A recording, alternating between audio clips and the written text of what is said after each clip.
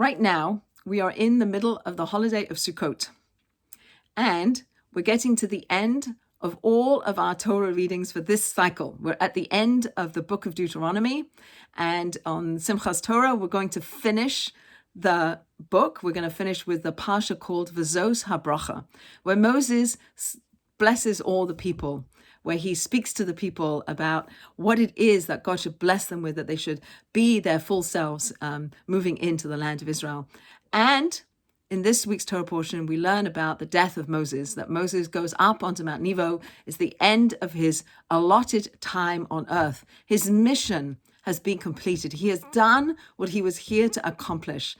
And he was given 120 years, and he lived his full 120 years. And it says in this Torah portion that he left the world with the same vigor, that 120 he was as vibrant and as young as he was in his youth, but that he was able to live his full mission in this world.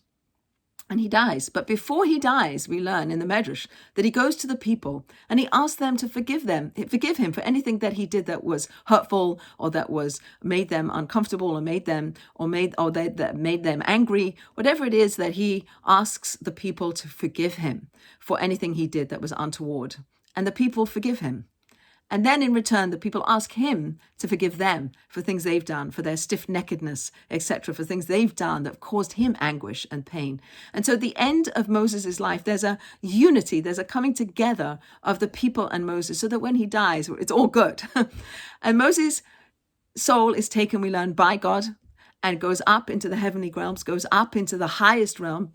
It says that Moses' soul is under the heavenly throne, but that goes to a very, very high place. But we learn about the death of Moses in this week's, in the end of the Torah portion, which is in this season, in the holiday of Sukkot.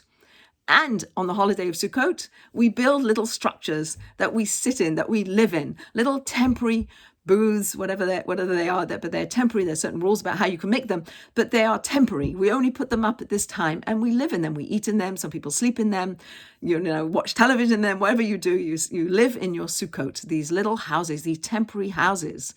So we have Moses' death, and we have temporary structures, and the commonality is the fleetingness of our existence.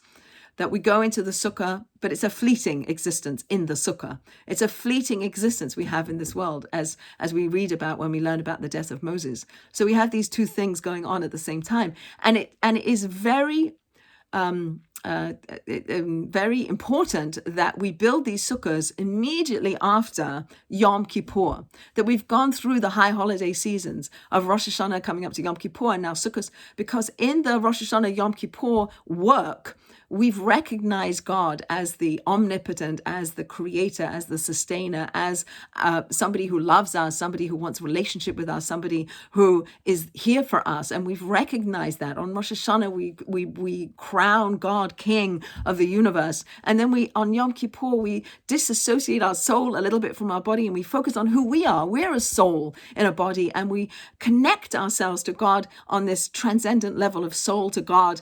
And there's this beautiful cleansing and this beautiful forgiveness that happens between us and God on Yom Kippur, so that when we come out of that time, out of that mikvah, so to speak, of Yom Kippur, we move into the sukkahs to bask in that relationship, to be in that relationship, not with the permanent structures that block and that kind of make us feel safe, but to go out into the little structures where maybe the wind is blowing, or if you're in Florida, it's too hot, or wherever you are, it's raining, but you don't have to sit in your sukkah if it's raining.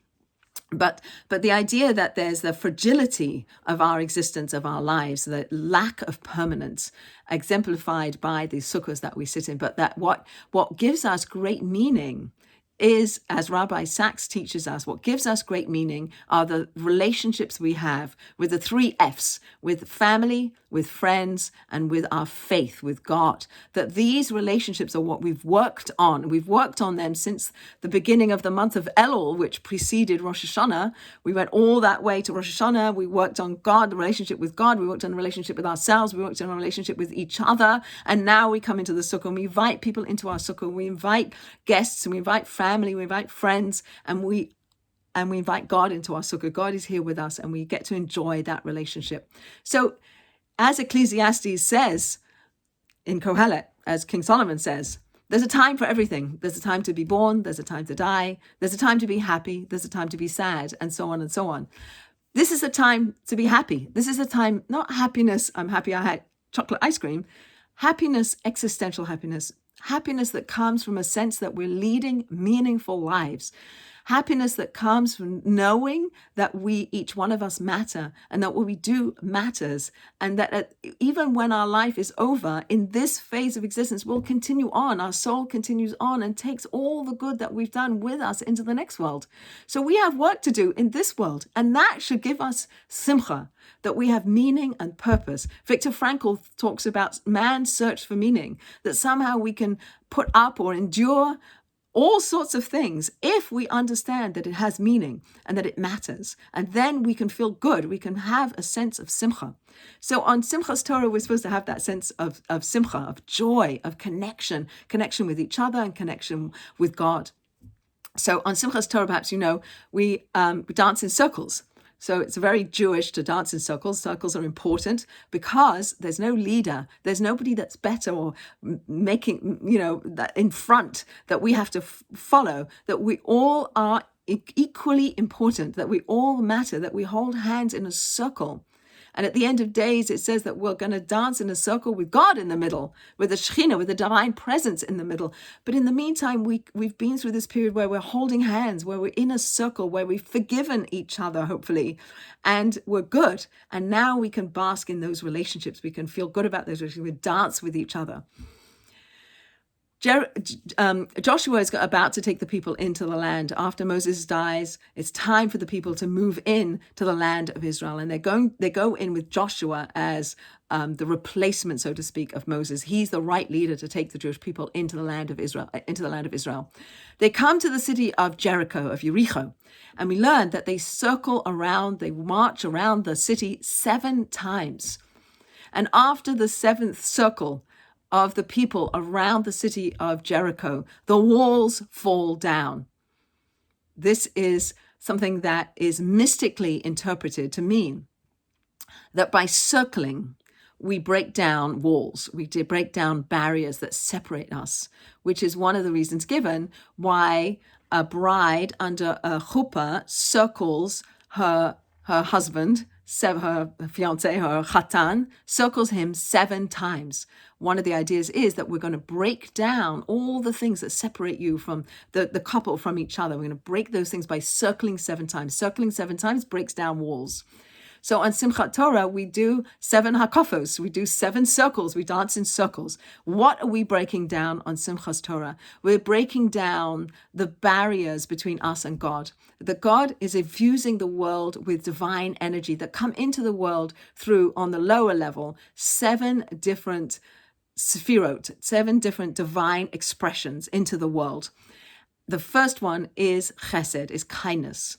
So perhaps one could have this in mind when we're dancing in a circle the first time, that I want to have in mind that I'm breaking down what separates me from God's kindness. Break down the barrier that separates me from the kindness of God that God's putting into the world, so I can receive it, and at the same time I can feed it back out in the world. I want to be, please make me, God, into a kinder person. That's the person that I want to be. That's the person who I am. So as we circle the first time, we can have in mind that I want to break down that barrier that separates kindness from me, from the world, and so that I can be more of a conduit for kindness into the world.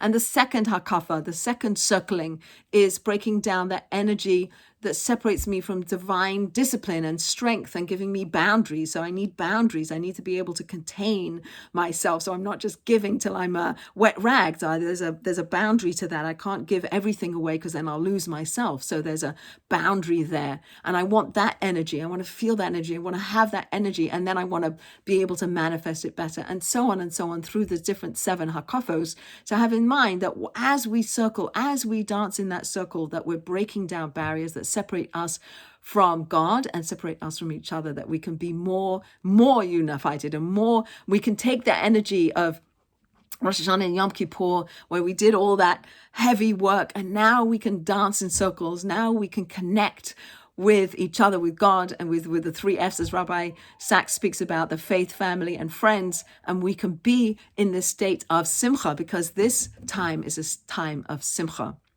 So just to wrap it all up, the holiday of Sukkot, living in our fragile sukkahs, the death of Moses, and the time to be in relationship in a meaningful way with God and with each other and with ourselves and with our friends and family, that's where simcha is to be found.